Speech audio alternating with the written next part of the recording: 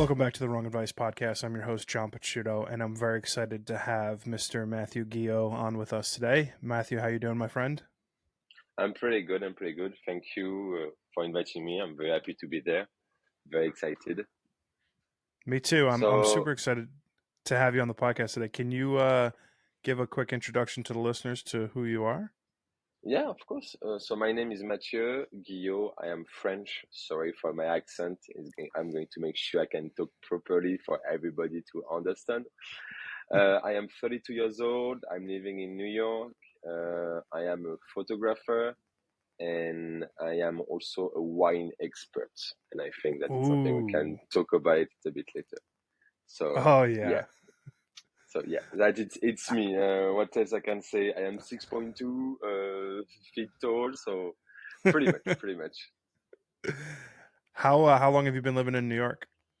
So I've been living in New York for almost 8 years now. I arrived like by the end of 2015, and I start my journey in New York.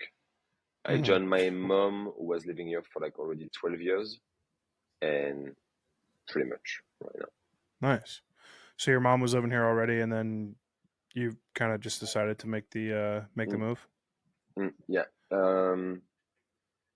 Like I have a lot of people asking the question like why did I move to New York if I have a proper goal and stuff like that, and I always replied no, I didn't have any goal. My goal was to change my life. And if today I am in front of you talking about what we are going to talk, it's because my life changed since I moved to New York, pretty Oh, I much. like that. Were you doing photography before you moved to New York? Absolutely not. Oh. uh, as I said in my introduction, I am a wine expert. I study wine because I'm coming from Burgundy, and I study wine for 10 years. So I have the different diploma about the wine business, how to make wine, how to take care of the vines, the floor, all the scientific scientist knowledge of the wine, marketing the wine, and also become a sommelier. And after my study, I start to find a job. You know, like you get 20 years old, you need to find a job, you need to get your own apartment. And I found my first job in a restaurant where they hire me as a sommelier. And pretty much until 2015, where I decided to join my to arrive in New York and join my mom. And it's very precise. It's very precise. I will never forget this day. January 26, 2016, we had this like huge snowstorm in New York, one of the biggest who I had since I am here. And it was like very early morning. I was bored, and I said, I need to do something. Like it's snowing outside. It's my first snowstorm in New York. I never seen one like that except in a movie. So I want to do something. And my mother had a very old camera. I still have it over there. And she said, take my camera and go outside. And since this day, photography really kicked me. And that is something we can go in details after if you want, where since this day to right now today with you, I became a fashion photographer full time, pretty That's much. awesome. Yeah. I think it's funny that like a snowstorm sort of spurred you into a creative career, especially because you would think photography wise, you would need places to go, people to see. But sort of just starting off in the middle of a storm like that, I think that's like weirdly poetic, right? As everything's quiet and shut down, you just like dive into It something new. it was very it's funny because it was very poetic and chaotic on the same time, where the entire city of New York is shut down because of the snow. And I was in a subway trying to figure out where I wanted to go, where what I wanted to shoot. I had no idea how to use a camera. I never used a camera in my life before, or maybe the little one, for the family picture. Hmm. Uh, and through the process of like going down on subway, I was like checking the camera, and I was like, oh, it's pretty cool. So after those like very very long hour, I was like, damn, I love the feeling by being behind a camera. So I'm going now to just do that for fun, as a hobby. And I work, I don't know how many hundred of hours in New York to capture absolutely everything. So yeah, it was poetic, but at the same time chaotic, because when you just arrived in New York and you see that, you are like, what the fuck is just happening right now? Like, I can't even work properly. I am lost. And I was like, yeah, okay. But it was very poetic. You're right. Yeah. That's I mean, listen, you employ two of my favorite things in the world as your career, wine and photography. Um, I'm Italian, so like the French, we love our wines, obviously. Um, I literally just watched Som into the Bottle last night. Som and Som Hmm. into the Bottle are like two of my favorite documentaries. I own them. I watch them all the time. So it's very funny that you are a sommelier and a photographer. I mean, it's just like I think I now have just like discovered the next step of my my career evolution. I need to add, a wine title into into my career as well. Wine, Um, wine is a very beautiful art as a photographer. yeah. Hmm. No, I'm so glad you said that because I just recently watched the show Drops of the Gods, I think it's called, on Hmm. Apple TV. Did you watch it? I didn't watch it, but a lot of people say you have to watch it. You have to look at it. It's super good. As like I said, as a person who loves wine, the show is great. They talk about wine like it's art, and a lot of the I don't want to spoil anything. A lot of the show is sort of art and culture based and intertwined with the drinking of wine, which I think is kind of cool. They did a really good job. It's hard to talk about without Yeah, spoiling the whole show. of course. But But I go for yeah, it, go go for ahead. it. Most of the people don't realize how complex it is to make wine. It's not just like, oh, we just like press some grapes and boom, you have wine. It's no, no, no. It's months and months and years of work. Yeah, of course, you have the harvest, you make the juice, you put the juice in a barrel. People think it's like that, but it's way more complex. It's mathematics, it's science, it's like everything. It's super important. Every small dose to make a wine is very important. And I have like during my entire scholarship, I had the chance to work with different vineyard, and some of them like are very, very, very picky about everything. So I think it's interesting, like wine knowledge, it's able to reach everybody, because I think it's a beautiful business as much as a coffee. Also, coffee business is very interesting. All the business with tests, the food, mostly with the food. I think it's very beautiful. I think it's a art business, like how to make cheese, how to make coffee, how to make tea. And I think it's very like, there is something behind which is very interesting. We like really bring us as a human being to the ground where we can. Well, it's funny because I completely agree with you first of all, and I was going to say because so much of wine creation is sort of like an art, right? Like there's so many ingredients that go into it, and the process, and the years that it makes to bring, an individual bottle to market is a lot of work. Um, I'm curious if when you started getting into photography, if you saw a mirror or sort of a likeness to the process of wine creation and art creation, because fashion photography, there's a million cooks in the kitchen, so to speak. So I'm curious if like when you initially started and got into photography, if you notice any sort of resemblances to your life in the wine world. That is a very good question. I never thought about that. I would say the similarity between wine and photography was the passion I had for it. Um, I tried multiple art passions, music, painting, a little bit of sculpting, but very little bit. And photography really resonated with me because the fact I can catch and stuck something in time, like catch a moment or create a moment also. But those I had the same feelings in the wine. I don't want to say yes, and I don't want to say no also. I think it was mostly about my passion I had for the product, because the photography, whatever if it's digital or or film at the end is a product. Mm-hmm. It's work, it's knowledge you put into those products. And I think yes, the feeling I had for the one is the same than I have for the photography. In a way of like Yeah. it was a passion, something I really love it. I think that's a great point because I just in listening to you say that, I think about the passion that I have for my career as a photographer, but then also the passion that I have for this podcast. And while they make me feel different things and the outcomes are obviously grossly different, um, they make me happy, right? They instill a fire in me to keep taking photos, to keep having conversations, and I think that's what ultimately is a great thing about life. You can find a million different things that make you happy, a million different things that inspire you to just create and or do something that you're passionate about, which I think I'm lucky.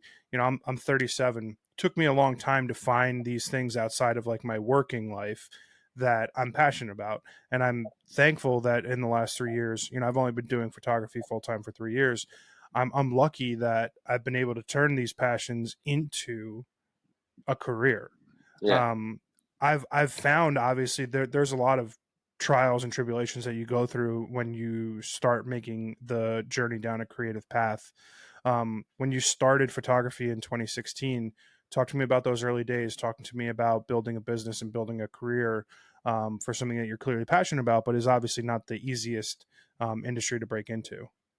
So to be honest, when I started photography in 2016, I wasn't very into like making my own business and like evolving. I was just like, this young man arriving in New York, try to figure out his life, try to understand who he is, what he wants to do in his life. Like you, like I am a young photographer. I start like 5 years ago, 6 years ago.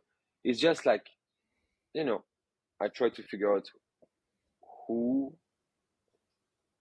who I am, what I was, trying to see the evolution, what can change me, and really, really, what make me switch, what make me decide to literally switch my career because I'm coming from a pretty big family in Burgundy, one of the top five family in Burgundy. So my name, not my name as a Guillot, but my name in my family is a big legacy for me, like a huge one.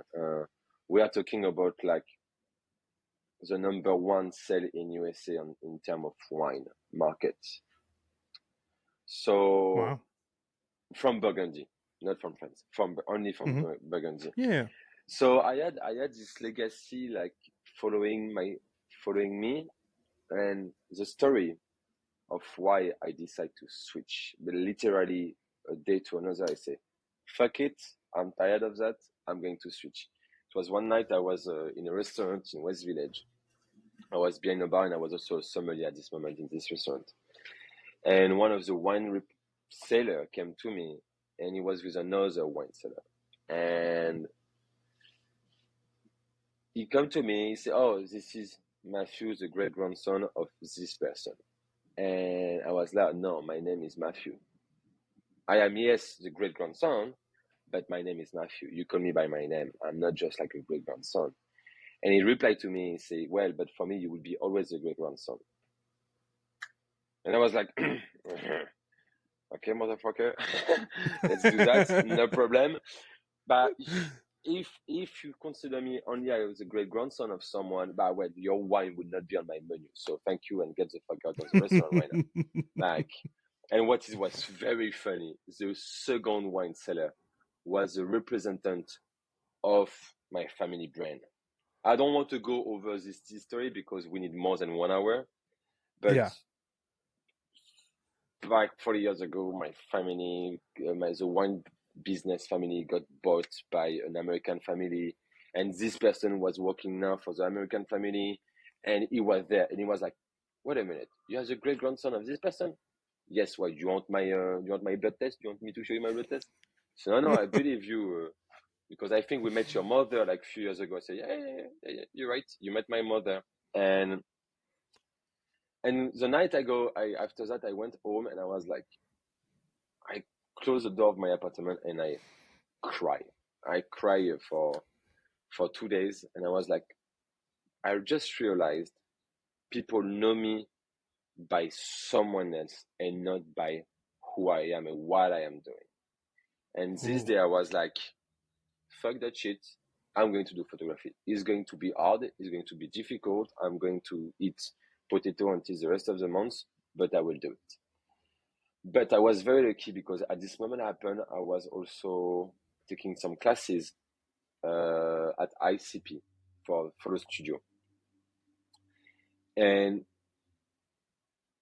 the energy of the universe make things happen. I applied for a job on a Facebook market of someone who was looking for a photographer full time. I apply, they hire me.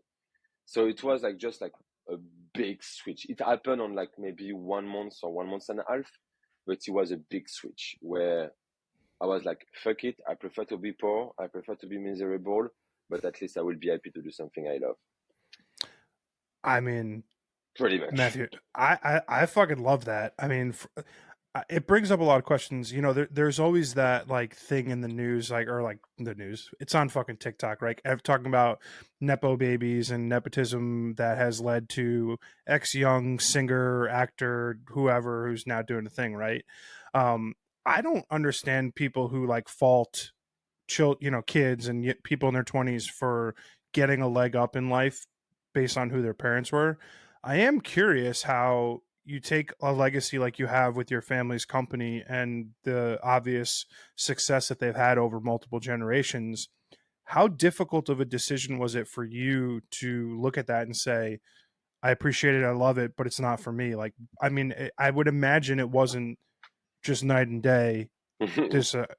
I imagine it was a tough conversation to have with your family. No, It's no, no. because my mother always support me.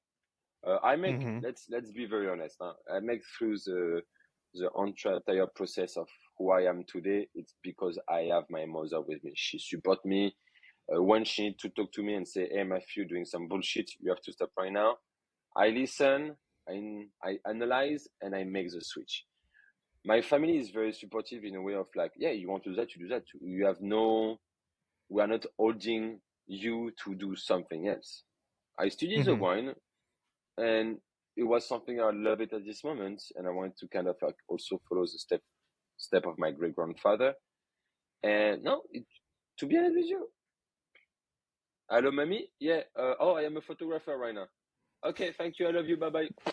That's it. Like that's it. It was like it wasn't like very like it's not like Succession. Did you watch the TV show Succession? Like Yeah. it wasn't like, oh yes, Matthew is the next one. No, it Yeah. wasn't like Right. that.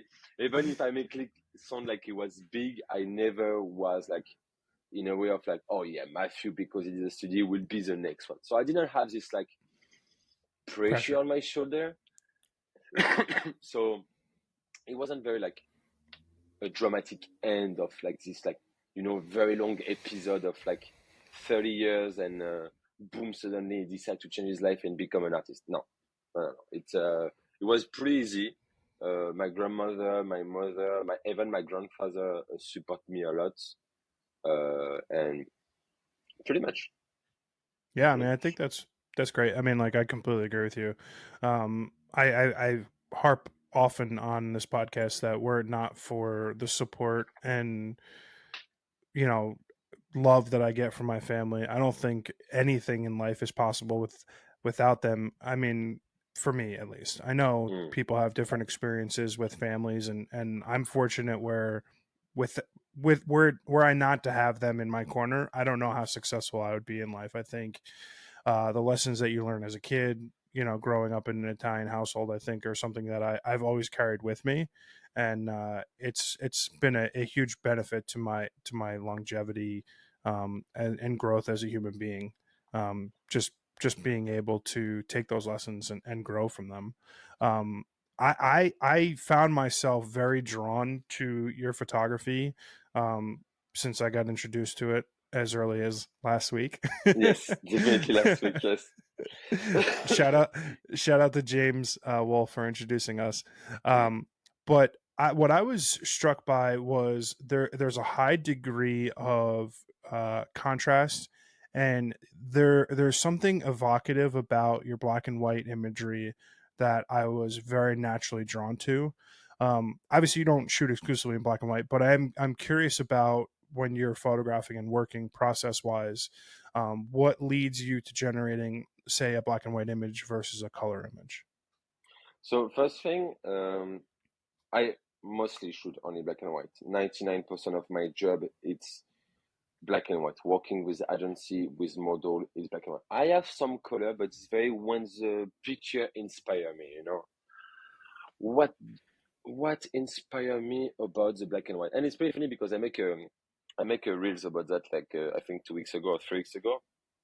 I had this sentence I read like very early of my beginning, 2016. I found this photographer called Ted Grant, which is a specialized master of black and white and everything. And he said, when you photography people in color, you photography their clothes, but when you photography in black and white, you photography their soul.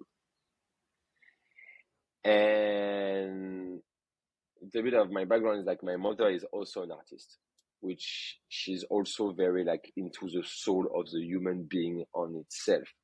Whatever the gender, whatever the color, whatever the region, who you are, at the end of the day, we have 10 fingers, a nose, 2 eyes, a sex. You are a human being.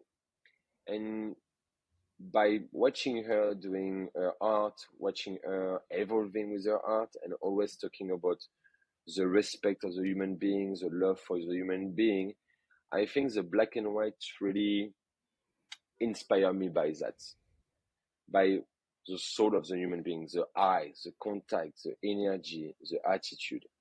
And on top of that, I had a second layer about who I am. When I do my black and white, I try to express myself of who I am. Someone sharp, straightforward. Sometimes people can say I'm rude. Sometimes people can say I'm an asshole. But the honesty of like of me being who I am, and whatever the model I have in front of me, it can be a woman, it can be a man, it can be LGBT community model. I work with a lot of wonderful trans women. At the end of the day, when I finish to shoot I finish to create this frame, is reflecting who I am also. The dark is dark. The light is light. It's not like a nuance of gray where like I think everybody is right now in 2023. Like everybody is like they don't know where to want to be and they are in this gray area. Me, it's black is black, white is white. Period is nothing else.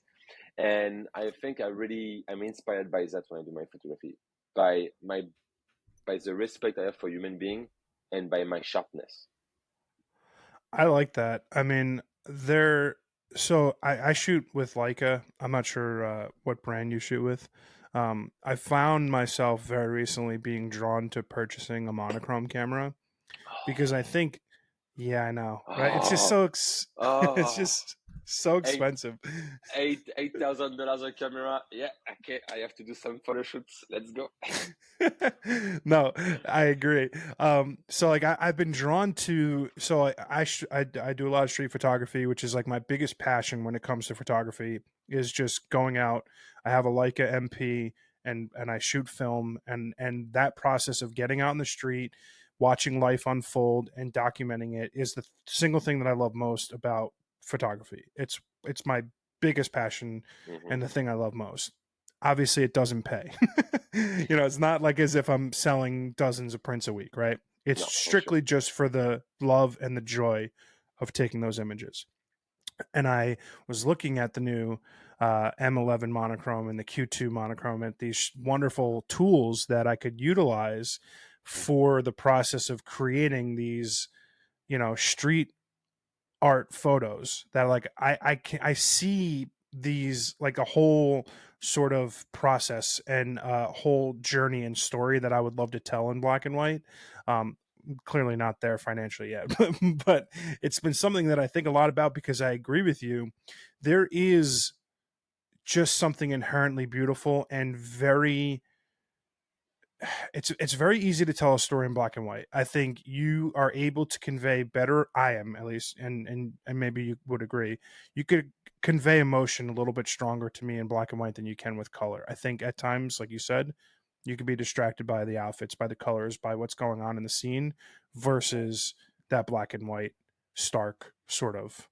I'm totally agree with you, and especially one thing we have to realize also is the fact we have like on a daily basis we have like thousand informations coming to our face every time.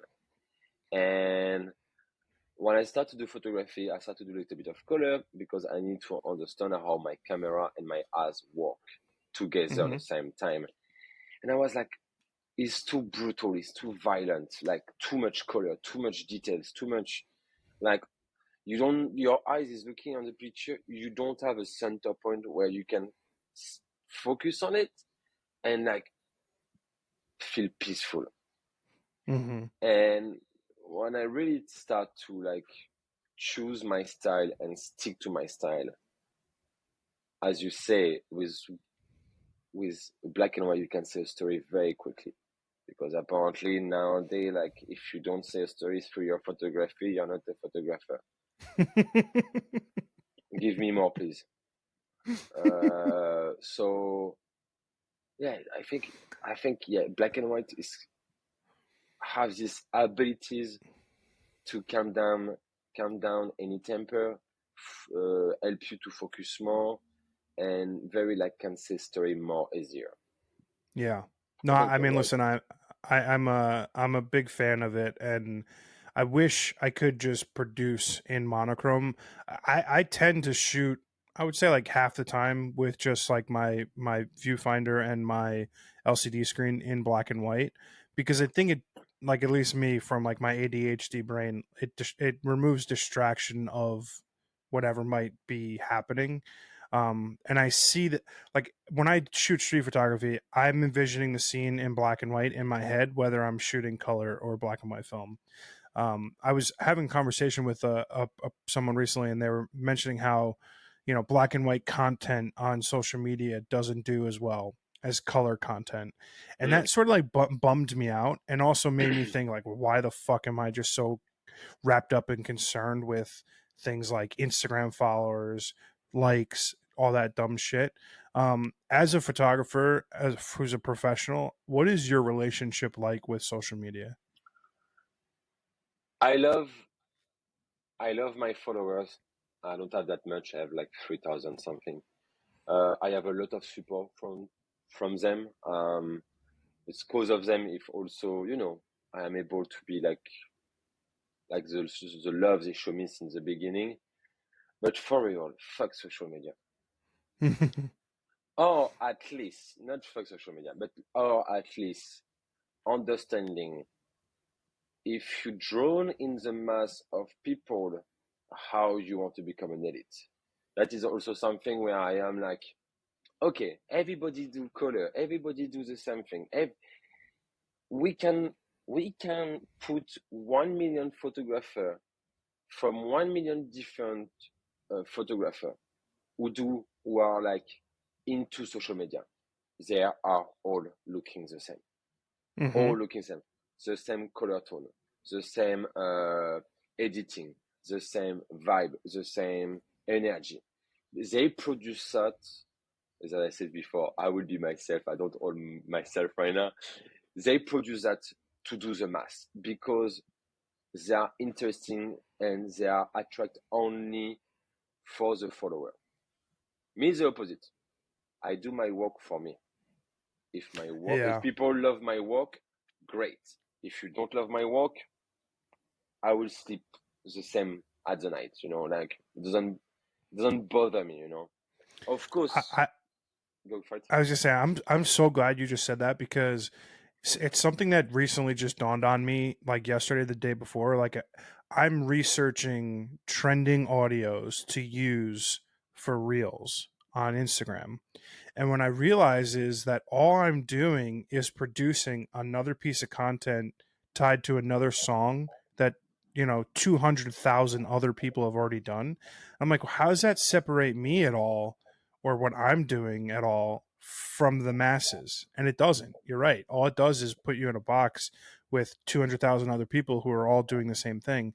And it was the first time where I thought to think, well, dude, what the fuck are you doing this for? Like, why do you Mm, care? mm, mm, And it's funny because I was talking to a photographer friend of mine yesterday, and I was like, I've been struggling lately with the. I'm the most inspired I've ever been. I'm shooting more than I have ever. Right, I'm only 3 years into this. I'm busy as can be. I'm I'm making more money than I have in 3 years. I'm getting better work, better clients.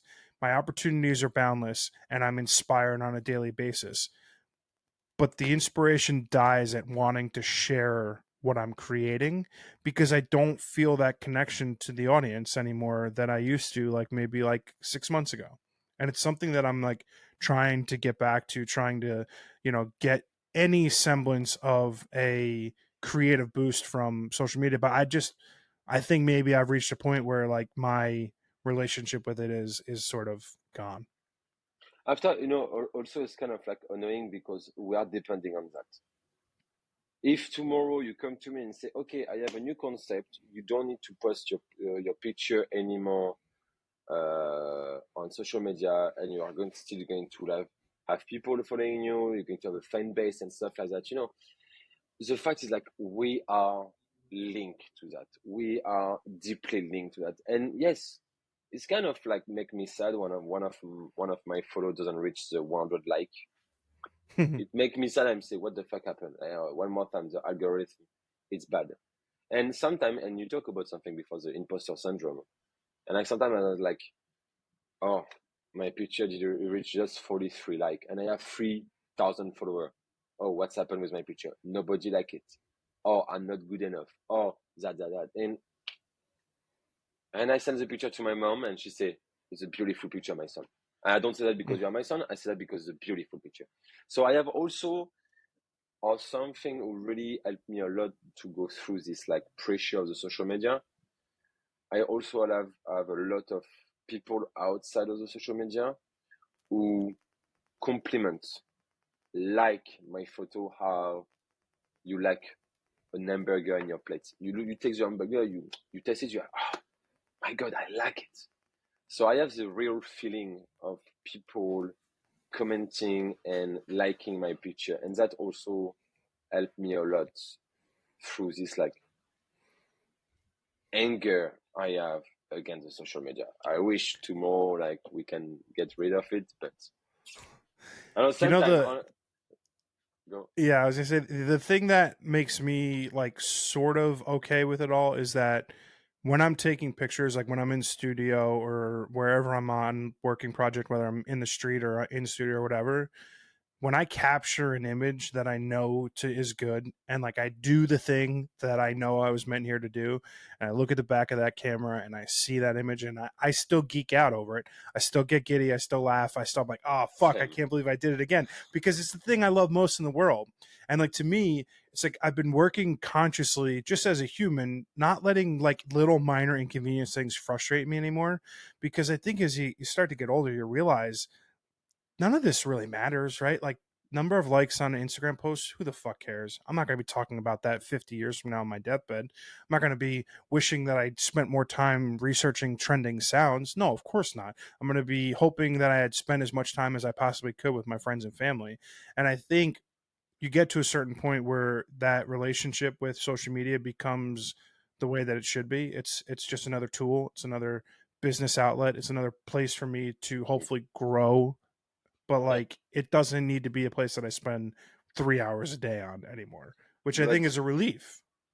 you're right. But at the same time, we have no choice. Well, Yeah. as I'm working a lot, I'm very well connected with model and agency because my work as a fashion photographer. I feel also I have this things I love is to be connected with a model, helping them, working with them, go over difficulties they have in the business. And my Instagram helped me a lot in a way of reaching out those people. If I am where I am today, we have to be honest, it's because of Instagram. It's because of the social Mm-hmm. media. Like if I never post any of my picture on any social media, and I would be like the dumbest asshole in the world, say, I don't know, I am against social media, I will do it without. Let's be very clear. It's not possible. Like it's not Yeah. possible. You can go and make business without social media when you are A creative. a creative. Exactly. Yeah. So Yeah. so we have to accept it, but at the same time, fuck it. Like I Yeah. I, I have a lot of, sorry, my bad. I have a lot of interaction with like most of my followers. I'm talking every day. I reach out to hundreds of people. I make things work. So I try to use Instagram as a best. Okay. I mean, listen, I like that. I think if you and I think long term in terms of like how to build success on social media, what it boils down to is community building, right? Because if I'm following you and I love your work, I want to see you be successful because I'm an admirer of what you're doing and like the things that you're putting out in the world. So like maybe you're going to sell a print and I'll be like, well, it's only $50, but like I know it'll go a long way to help someone, right? Like I think what's nice about social media is like it gives you the ability to help people and like also cheer people on, right? Like there is positives to it. I tend to dwell on the negative aspects of it because of the duality of it is. It's like this wonderful possible tool for great business and great success and brand growing and growth and whatever, but it's also a place that like could be a terribly toxic, tragic, Oh, horrible place. it's definitely the most tragic, dramatic, gory place in the world. People Yeah. have no barrier on social networks. They are telling you you're a piece of shit. They mean it. Like, Yeah. okay, tell me that front of my face. I will listen to you and I will look at you and say, are you okay, bro?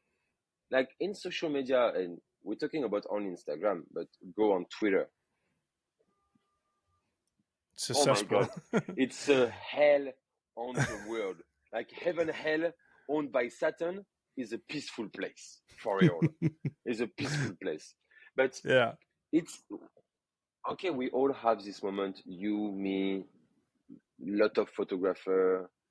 We all have this moment where, it's up and down. And when you arrive at the bottom, we are like, I am tired of that. Okay, I'm going to change something. And many times during the process, my evolution of my career, many times I thought to myself, okay, you know what? I don't think I am successful. I'm going to do something who will make me successful. And I had this brunch discussion with my best friend. She's a model called Elisa, and she made me realize something this day. I was telling her like, you know what? I'm sad. I'm not inspired because I feel I could be somewhere else on my career. I don't think I'm successful, so I'm going to do color photography to become successful. And she told me, no, you are wrong. You are wrong because if you do color photography, you will not be happy. You will not produce great picture, and if you don't produce great picture, you are not going to be successful. But instead, if you do black and white, if you keep doing black and white, and you fucking love your black and white, well, you're going to produce higher quality picture, and you will become successful. And I was like, damn, she's fucking right. Yeah. Like she's right. Yeah. Like she really touched my point of like, in for that fuck all of the people who told me one day you will never go somewhere with your photography, with my black and white photography. Oh yeah, trust me, I heard that a lot. Because for them, I needed to follow the Instagram vibe, like this Instagram. Oh, you are black and white photographer. You should shoot in film. No. Oh yeah, but if you don't shoot in film, you're not a real photographer. Fuck you. Are you able to produce the quality of picture I'm doing? No. Do you already have on 5 years almost 10,000 hours behind a camera? No. So if I do it like that, it's because I love it. And everyone who love what they're doing, they should stick and hold it as hard as they can what they love to do. And fuck it, all this like idea of like being successful, being famous. Like for me, one of my friends told me one day, you are famous at the moment one person talked about you when you are not in the room. Ooh, Why I like me? that. Why this person will talk about me when I'm not here? So like, look, James. Let's take the example of James. Stupid. We are friends with James. You are friends with James, and you come up to talk about me. For which reason? But at this moment, if you take that like that, I consider myself famous because James talk with you about me. It's like that is being famous. Of course, when you have I a tour like de, go for it, go for I it. like yeah, I like that a lot. Um, it's funny. I was having this conversation with my mom last weekend. Um, Someone paid me a really nice compliment recently, and I was, just talking about like how I forgot exactly what they said. Something to the extent of like, John, you're like very genuine and like you seem to care a lot about. I forgot what we were talking about, and I just wanted to pay my mother the compliment of like it felt good for me to hear that, but like I knew it would feel even better for her to feel that because I wanted to be like, look at the man that you helped create and raise, right? And that mentality of the conversations that are happening outside of your own purview, leading towards your sense of fame or whatever it is, I think also even goes a step higher and further. Which personally, I think that's pretty fucking cool, and I like that. I think I have no hopes or dreams of any sort of notoriety or fame. I think 20-year-old John would have been fucking obsessed with having a million Instagram followers Hey, or of course. whatever. I have no interest in that anymore. Um, but I do hope that when people talk about me when I'm not in the room, it's in a positive or you know generous manner, and I think that mentality has shifted a lot in the last few years, which I'm pretty thankful for. I think. Well, I created my Instagram account 2016. So I had a Facebook when I was younger, but I think social media is a purely an American education thing, like Hmm. wine for French people and Italian people, and social media for like American people. It's my own opinion.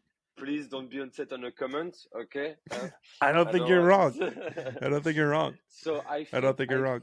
I think when you base your entire education on, we want to make you rich first. We want to make you famous. We want to make you being big, a big person. When you bring those three things, your mind is totally confused. You don't know what you have to do. You're like, oh my God, I need to reach out to 1 million follower like that. I can have that's. But at the end of the day, what do you get? You get free restaurant dinner with your boyfriend or girlfriend. You go to travel on your own self. And I had a discussion recently with another photographer, one of the few French people I want to work with. And he was like, he asked me like, oh, what, like you need to have 10K follower to start to do things. I said, no, I don't need to have 10K follower because I'm already doing things.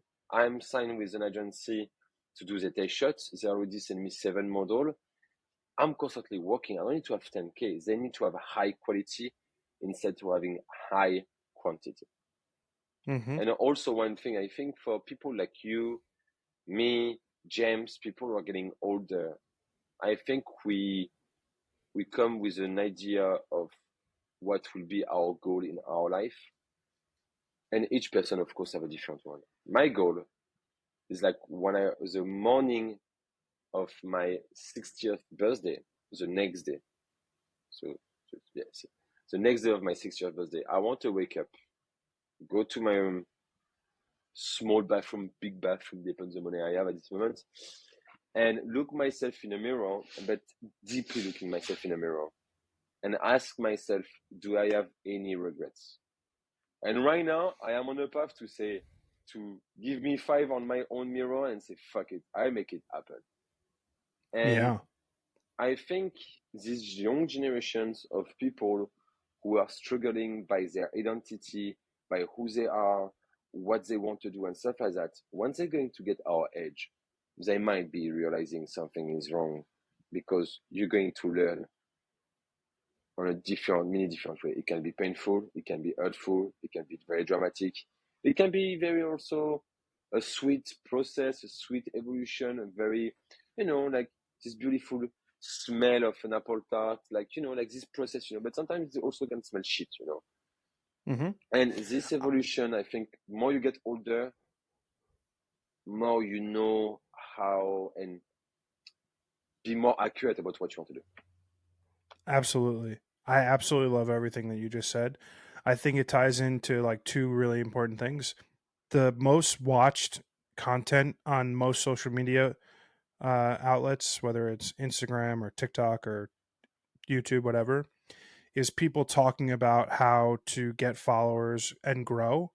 And I think that's such an indicative uh, point of view of what people are trying and hoping for versus like when I look at content, I'm looking at other photographers, I'm looking at other creators and what they're actually creating. I'm not interested in hacking my way to 10,000. It's a number I don't really give a fuck about. But I am interested in being inspired by others people's creativity. And then that age thing is huge. I think 30 is a good time for you to start questioning like what the fuck am I doing with my life and like am I Yes, happy? yes, yes, And yes. it just gets more profound every year, right? As you get older, the things that matter become so more abundantly clear in your mind. It's your family, it's your friends, and it's your own happiness. And my only challenge to you on the 60-year-old regret thing is I try to ask myself that question every day. Like, do I regret anything that I did today? Do I have anything that I've done in the last week or month that I wish I hadn't? And if I'm auditing myself on that micro of a level, I've found that like my happiness is just like off the charts, right? Mhm. I'm no longer questioning what I'm doing on a daily basis because it's all coming from a place of positivity and happiness. And I used to just think out preemptively of like why I'm doing something or why I should do something for what the expected net benefit will be versus now I'm just going through life doing the things that I'm supposed to be doing on a daily, weekly, monthly basis because that's what I want to do and that's what makes me happy. And I think for so much of my life I never questioned that process. It's very interesting what you just say. It's very, very interesting. I never thought about this thing like saying, oh, do I have any regrets about today?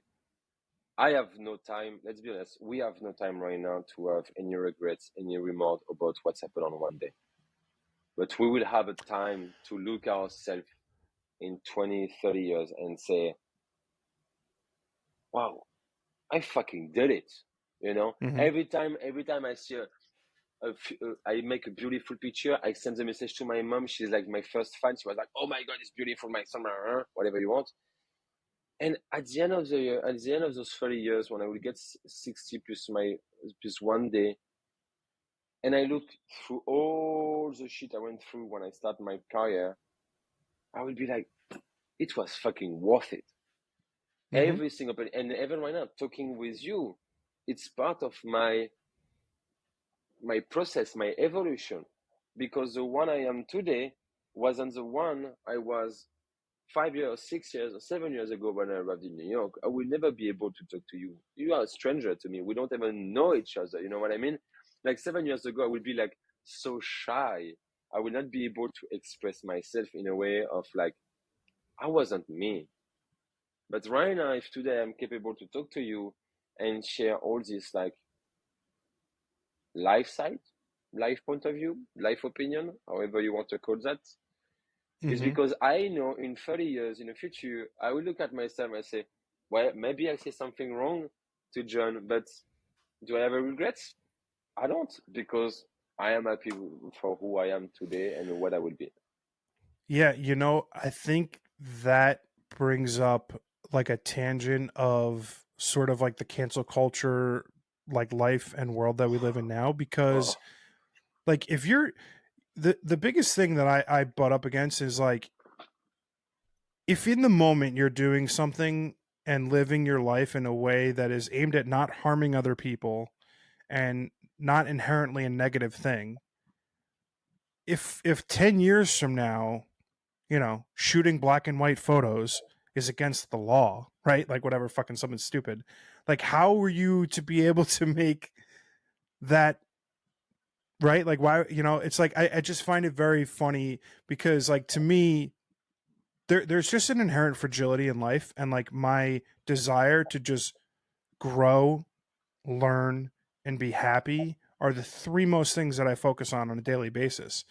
And I'm not worried about regretting something that I do today, like whether I had like a fucking cheeseburger for lunch or, if I get drunk tonight. Like I'm not regretting those decisions. I'm regretting getting mad over something silly that is within my power to not get bothered by, right? I get mad and regret overreacting to something that inherently is not important, and those are the things that I try to mitigate for future sort of I just ne- love what you just said. Like it's so, that is literally something I love about this type of discussion is like you open door, it can make evolve one of each other. And I am someone who overreact for absolutely everything. Like, but one more time also, I'm overreacting about like things. It's very important for me, like being a professional person, have a common sense, have manners. Overreacting on that. When someone cancel on me last minute of the photo shoot, I'm I'm ready to blow up on Instagram and to burn down his or her career or their career. I'm ready. I'm ready like to break any single bones they have in their body because you wasting my time. My time has a value. You wasting my time. You don't show up or you cancel last minute. I overreact. I overreact. But because why me? I'm putting so much energy on being professional, have good manners, have good common sense, bringing knowledge to people, bringing everything they need. Why I do that when another person just cancel on you and like nobody teach them? And I come back about something you say about the cancel culture. Like it needs to stop. It needs to stop. I I I completely agree with you. I think the biggest thing, my biggest pet peeve in life is wasting my time. So like whether someone's late or like you said cancels or like the thing that I say probably the most, I sound like a broken fucking record on this podcast. There's one real commodity in life that we have, and it's not money, it's time. Yes. And Yes. it's finite. It's not unlimited. We're not getting any more of it. And to me, it's disrespectful to waste it and mine, right? And that bugs the shit out of me. Something that I've gotten pretty good at in the last year is also being able to like gracefully like allow people to accidentally, I'm sure it's not maliciously on purpose, waste my time. And it used to be something that I would blow up about, and it used to be something that I would just fucking fly off the handle about. But now I sort of like look at it as like a gift, right? So like if I had a 2 hour shoot that it gets canceled out at 8 a.m. and I'm supposed to be in studio at 10, I look at those 2 hours as like a gift. Like I've now got 2 extra hours of my life back that I didn't have before that I was going to be doing something else. And what can I do in those 2 hours that's going to benefit me this week, this month, whatever? And that sort of like mindset is not something I had 6 months ago, let alone 6 years ago. And it's just something that like as I get older, I'm very astutely aware of how short life is and how fleeting it is. And the only thing I care about is the amount of time that I have left. And Like Yeah, I understand. Yeah. it's kind of okay. See that like that. When you say the amount of time I have left, we also put pressure on ourselves on this way Mm-hmm. because we say like, oh my God, I still have like 49 years to live. Yeah, it's okay. You're going to live them. You're going to enjoy them. However you wanted that, you're going to do that. I'm talking about the time in the present Yeah. because Well, we go for it, go for it, go the for it. only I was gonna say the only reason I want to push up against you is like it's assumed that you've got 50 years left, right? You know, Kind of, you walk yes. out you walk out your apartment tomorrow, you get hit by a bus. You had 5 hours left. You didn't know, right? So to me, it's like that. The thing that I was just most focused on a daily basis is my own mortality and making the most out of the present time that I have, not knowing whether 2 weeks from now I'm gonna get hit by a bus. That's what I mean when I think about it. I see I what you mean. it, it's easy to say I have all of this time to accomplish all of these things, but the truth of the matter is that time fucking flies. Like I never thought I was going to see 37. I always like had this inherent negative feedback loop that was like, oh, I'm going to die young. It's going to be tragic. I'm going to get hit by a bus.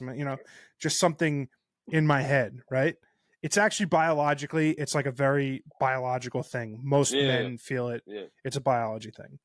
But now, like this, in this to the same degree, I'm astutely aware that like anything can go wrong at any moment's notice. And in order to avert a possibly nonsensical tragedy, I'm going to make about the most amount of time that I have with how, whether it's 50 years or 50 days, I'm going to make the most out of whatever time I have left. And I'm going to try to be as happy and as positive and as helpful as I can, because 25-year-old John was sort of like a piece of shit and didn't do that. So I feel like I've got some making up to do, and like I'm well on my way to being the person that I want to be, but Uh, always still a work in progress. no, listen, you will still on work in progress until you die. Yeah. The absolute knowledge doesn't exist. The absolute happiness doesn't exist because we are all human beings. We are not robots. We are going to go through things who's going to upset us. We are going to live things who's going to upset us. My point of view about time, I just take my time. I just I'm with you. relax. I don't want, you know what? It's a very I have, French way to be, right, Matthew? yeah, like I love to play video game, when I go home. I know I have millions things to do. I am like, oh, it's 9 p.m. Fuck it. I'll do that tomorrow morning when I wake up. I know I will be late, but I am late. It's okay, it's fine. Like if people doesn't appreciate because I am late, well, Don't get me wrong, I do the same shit. yeah, voilà. how often my dishes remain in my sink because I'll do it in the morning. Yeah, No big deal. same. But yeah, like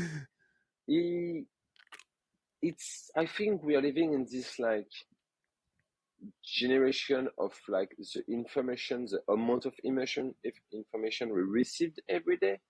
It's huge. It's Mm-hmm. among us. It's like Mm-hmm. so if we feel rush with our own time, plus all this additional layer of like stress, pressure, all those things, like you are definitely never going to be happy. Whatever, how hard you try, if you just don't say, oh, you know what? Oh, it's 3 p.m., I'm going to take a nap. Mm-hmm. You take your nap, you wake up, you are happy, and you can do other things. And I think people really rush this process of like having a time. I totally agree with you. I think fundamentally, doing what makes you happy and living your life in a manner that is hopefully unencumbrant to anybody else, right? Like you're not being negative in any way to other people. As long as you're like doing what makes you happy, I don't care if that means you sleep 8 hours a day. If that's the life you want to lead, do it. You Exactly, know, exactly. if it's not affecting me, it's not affecting anyone else. At the end of the day, like whatever makes you happy, whether that's taking pictures, whether that's being a lawyer, a doctor, fucking a teacher, whatever it might be, like do the thing that makes you happy.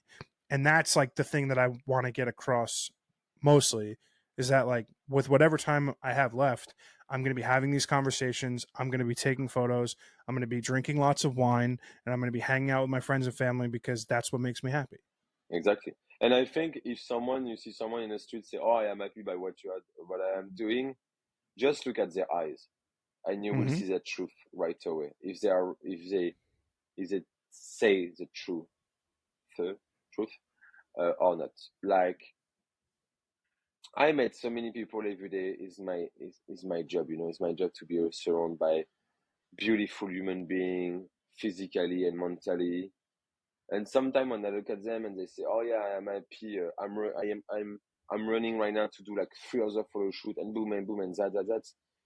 When you look at them in their eyes, you see they are not happy because they think they are happy because they do something they love, but sometimes they don't take the time to really appreciate it. Hmm. And I think I say that to many of my friends. I said to many of the people in between 10 to 20 years, we are going to be in the most and highest depressions of the humankind we ever had. Mm.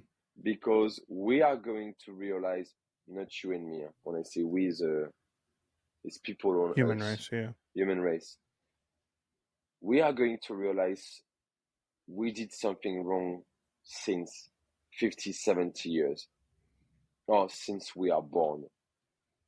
And it's not going to end up beautifully, like with all this identical crisis we are living right now, business crisis. Like when I have someone, my friend is the owner of a restaurant, he say, "Oh, I'm not able to find people to work," and on Instagram I see someone crying because she cannot pay her rent. Doesn't make sense. So I think in 10 to 15, 20 years we are going to live this like huge depression crisis where people are going to realize why I didn't take the time to do something I love and deeply love and not attract by um, a non-physical, how I can say that, and not attracted by fame, money, or stuff like that. And Yeah. I'm very afraid for the future. To be honest with you, I'm very afraid because I think we need more people like James, you, and other friends being able to have those kind of discussion and help people to realize something doesn't go right. Like, I got to be honest with you. I half agree and half disagree, and I think what it ultimately fundamentally boils down to is the part of me that agrees is that there's a superpower that I developed during the pandemic when I got fired from my job, which was being able to check in with myself and really ask myself, am I happy? Am I doing the things that I want to do with my life? And I say it's a superpower because on a granular level, it's like more like on a high level, it's very easy for you to say, yeah, I'm happy. I make a certain amount of money. I've got 2.5 kids. I've got a nice car and a nice watch and a pretty wife and a blah, blah, blah. But that's easy to do on the macro level. But on the granular micro level, it's really hard to dive into who you are as a person and find out if you're happy. And I did the work and I went to therapy and I extensively drilled into who I am as a human being to figure out what I was lacking with and what I wanted to change. And I did it. It's hard. It's like a difficult process. It's a work in progress. And not enough people do that work, to which point I agree that we're it's like a crisis of creative faith, right? Like mm, it's a very easy to go about, the American dream, white picket fence bullshit, and it's very hard to question whether any of those things are things that you actually want. And too often people don't ask themselves, is this what I want? yeah, And then you I'm get agree with you. trapped. Yeah. I'm agree with Matthew, you. dude, I'm so incredibly appreciative of your time today. This we could talk for hours more, and I would assume we're going to have a lot of wine nights together very soon. And thank Next time we get each of us a bottle of wine, a glass. We have the same discussion and we drink wine. That's deal that is deal. the concept. That is the concept right now. Sold. You got me. I have a very cheesy line. If you've been on my podcast, you're part of my family. So thank you so much for spending this hour with me, and hope you have a great rest of your day. Thank you so much for inviting me, and I really enjoyed this hour. I think we could have gone very far in time wise and discussion wise, and I'm very excited to see you grow as a photographer, to see you grow as a podcaster, and I think I'm going to look at your back and see what you're doing more, because I really appreciate how you talk and what things you say, and you can be proud of you. I think that everybody needs to hear that one day. You can be proud of you because you make it happen every day, man. And congratulations to you. Thank you so much, man. Have a great rest of your night. Take care. Have a great day. Take care.